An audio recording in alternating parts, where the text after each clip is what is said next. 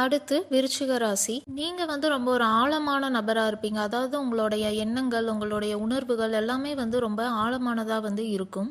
அதே மாதிரி நீங்க வந்து எல்லா விஷயத்தையும் வந்து வெளிய வந்து ஓப்பனா வந்து சொல்ல மாட்டீங்க. உங்களுக்குள்ள வந்து மத்தவங்களுக்கு தெரியாத விஷயங்கள் வந்து ரொம்ப நெறையா வந்து இருக்கும்.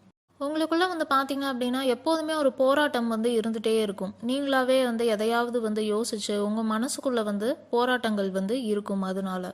தெரியாத விஷயங்கள பத்தி தெரிஞ்சுக்கிறது, ஆராய்ச்சி பண்றது, இதுலலாம் வந்து உங்களுக்கு ஆர்வம் வந்து ரொம்ப அதிகமா இருக்கும். அஸ்ட்ராலஜில கூட உங்களுக்கு ஆர்வம் இருக்கறக்கான சான்சஸ் வந்து இருக்கு.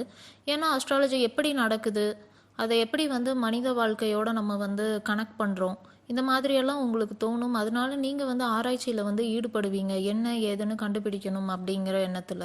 ஆழ்ந்த தியானத்துலலாம் உங்களால வந்து சுலபமாவே வந்து ஈடுபட முடியும். உங்களுக்கு ஆன்மீக நாட்டம் அதிகமா இருக்கறக்கான வாய்ப்பும் இருக்கு. சின்ன விஷயத்துல இருந்து பெரிய விஷயமா இருக்கட்டும், எதுவா இருந்தாலும் அது என்ன ஏதுன்னு வந்து கிளியரா தெரிஞ்சுக்கணும், ஆழமா ஆராய்ச்சி பண்ணி தெரிஞ்சுக்கணும் அப்படிங்கறதுல தான் உங்களோட எண்ணம் வந்து முழுசாவே இருக்கும். இப்போ நான் சொல்றது எதுவுமே வந்து உங்களுக்கு மேட்ச் ஆகாத மாதிரி இருக்கு அப்படின்னா, உங்களுடைய லக்னம் வந்து வேற மாதிரி இருக்கும். ஏன்னா உங்களோட லக்னத்தை பொறுத்து தான் உங்களுடைய எண்ணங்கள் வந்து இருக்கும்.